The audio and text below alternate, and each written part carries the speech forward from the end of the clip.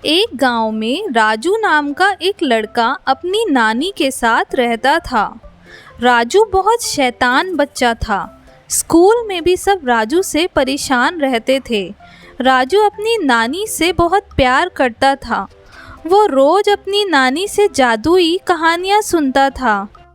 नानी, कैसा होता अगर हमारे पास भी कोई जादुई सामान होता? जादू वादू कुछ नहीं होता, सब कहानियों में होता है राजू। राजू को गांव के आसपास के जंगल में घूमना पसंद था।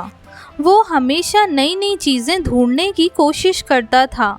एक दिन राजू जंगल में घूमते हुए बहुत दूर तक आ गया। आज तो मैं बहुत दूर आ गया घर से, बहुत थक गया हूँ। थोड़ी देर आराम कर लेता हूँ। तभी राजू की नज़र झाड़ियों में पड़ती है। झाड़ियों में उसको कुछ चमकदार सा दिखाई पड़ता है। वो जाता है और देखता है कि वो चमकदार चीज़ एक किताब थी। राजू उस किताब को देखकर सोचता है, काश ये किताब जादुई होती तो मैं इसको बोलता कि मुझे अपने घर ले चलो। राजू के इतना बोलते ही राजू अपने घर के कमरे में पहुंच जाता है। ओ, ये तो सच में जादुई किताब है। मैं अभी नानी को बताता हूँ। राजू अपनी नानी को आवाज लगाता है, नानी, नानी, देखो मुझे जादुई किताब मिली है। अरे क्या हुआ, क्यों चिल्ला रहा है? और कौन सी जादुई किताब? मजाक कर रहा है ना तू? जादुई किताब? मेरी नानी के बैठने के लिए एक आरामदायक सोफा चाहिए मुझे। तभी वहाँ पर एक सोफा आ जाता है। नानी ये देखकर चौंक जाती है। अरे ये तो सच में जादुई है।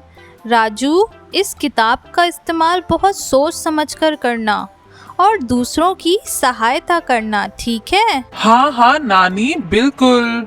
राजू अपनी जादुई किताब का इस्तेमाल करना शुरू कर देता है। इस जादुई किताब की मदद से मैं बहुत सारी चीजें ले सकता हूँ। पहले मैं अपने लिए एक बड़ा सा घर मांगता हूँ। देखते ही देखते राजू का छोटा सा घर एक बड़े से घर में बदल जाता है। अब राजू जादुई किताब से बहुत सारे खिलौने और खाने के लिए पिज़्ज़ा मांगता है। राजू की ये विश भी तुरंत पूरी हो जाती है। धीरे धीरे राजू की ख्वाहिशें बढ़ती जाती हैं और वो जादुई किताब का गलत इस्तेमाल करने लगता है। अगले दिन राजू स्कूल आता है। राजू की क्लास में एक सनी नाम का लड़का था। राजू उससे बहुत जलता था क्योंकि वो क्लास में फर्स्ट आता था और सब बच्चे और टीचर्स उसे पसंद करते थे। क्यों ना मैं इस सनी के बच्चे को जादुई किताब की मदद से गायब कर दूं, फिर इसकी जगह सब मुझे पसंद करने लगेंगे। राजू बैग से जादुई किताब निकालता है और बोलता है, जादुई किताब, इस सनी को गायब कर दो हमेशा के लिए। तभी वो किताब राजू के हाथ से गायब हो जाती है। राजू परेशान होकर घर आता है तो देखता है अब उसका घर भी पहले जैसा छोटा हो गया और सब कुछ पहले जैसा हो गया। ये देखकर राजू रोने लगता है। अरे अरे क्या हुआ राजू, रो क्यों रहा है? राजू नानी को सब बताता है। राजू मेरे बच्चे, तुम्हें उस जादुई किताब का अच्छे कामों में इस्तेमाल करना चाहिए था। तुम्हें लोगों की मदद करनी चाहिए थी। तुमने जादुई किताब की मदद से दूसरों का बुरा करना चाहा, इसलिए वो किताब तुम्हें छोड़कर चली गई और अपना सारा जादू भी वापस ले गई।